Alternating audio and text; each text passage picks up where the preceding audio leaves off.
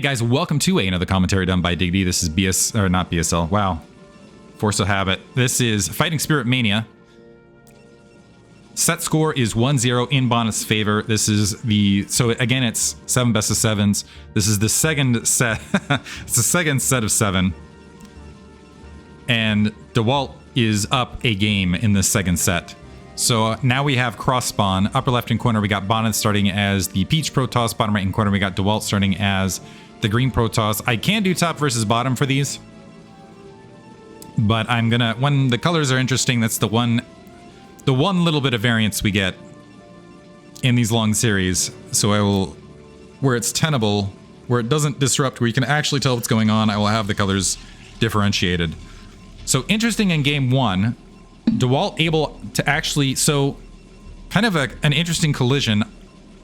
I am wondering if and this is kind of me trying to learn PvP a bit, I'm curious if in the 10-12 gate opener versus a Protoss opponent, if they get out Zealots and can get in your base and see the also answering Twitch chat. Yeah, Bonyth won the first best of 7.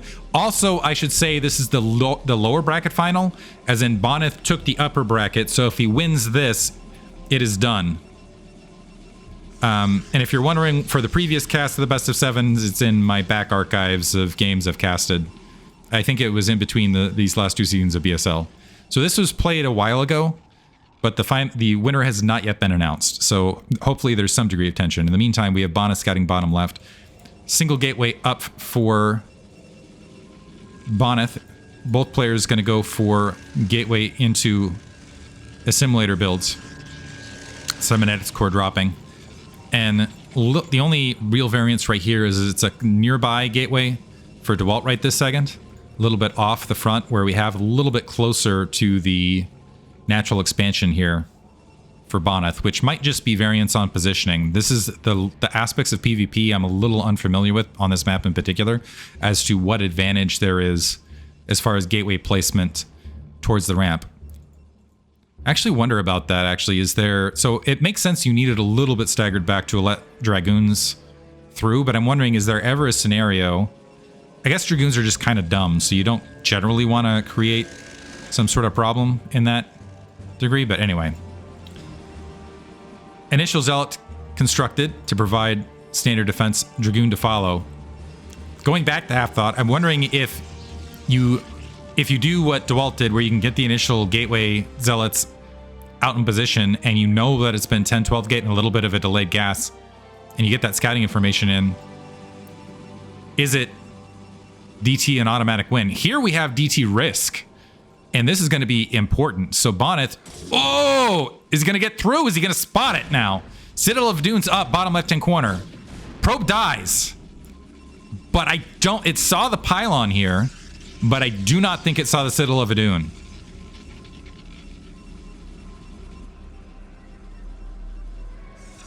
And we do, oh no, 3 gate from Bonyth. So right now, as far as just open builds, and Dewalt getting pushed back a little bit by the initial Dragoon as far as scouting. Oh, is he gonna get the first shot? Got the first shot there, though. Going for a chase. The Zealot and the Dragoon going to return, however. So Templar Archives building. 3 gateways down for Bonyth. And that might be it. This might be... There is a possibility, but no, the problem is this is as fast a Dark Templar as you can get out, typically. Because this isn't 2-gate Dark Templar. This is just 1 gate. And usually it's kind of a passive economic build, where you're just trying to get a degree of map control to get your natural expansion up. Jaeyoon utilized this often to just basically push back variations of 2-gate and then try to get Dragoons up to get into the mid-game and not worry about it as much. But here, against 3-gate, there's no... And occasionally you get a bonus win like this. Right now, though, no vision. Defensive pylon to the front. Dewalt is going to have that probe spotted to the north.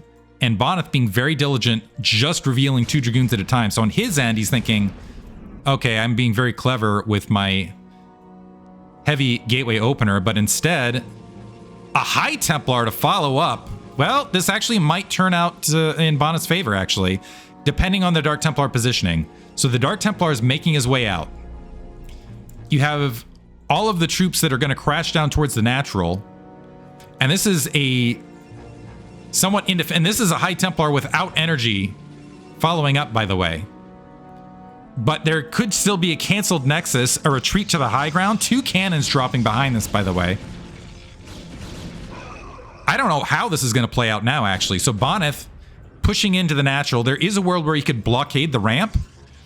But there's still a scenario where this turns into base trade. So Dewalt buying himself some time. The Dark Templar cycling the other way around. The probes pulling off the line to create some disruption to hold things. The High Templar's out. A second Dark Templar constructing. As soon as that second Dark Templar's out, that's game. Forge being built, but too late. Dewalt gets the Dark Templar in the main. Somehow it goes all the way through the mineral line, though. And in the meantime, the probes have held the ramp, but taken some decent losses. But with this Dark Templar holding the ramp, they just have to sit there and watch. So yeah, the natural expansion's down, but that's GG because the Dark Templar stands and there was no base trade scenario opportunity.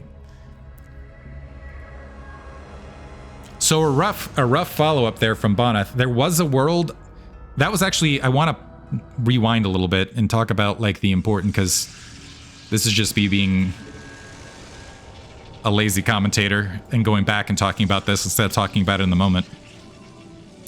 But one of the critical moments here was Dewalt holding the ramp, because if Bonyth in some scenario with this massive troop advantage, even with the Dark Templar out, manages to get up the ramp and just micro his brains out, there is a world where with the troops that he's got, he could push in, wipe out the latent troops. So right here we got 7 Dragoons.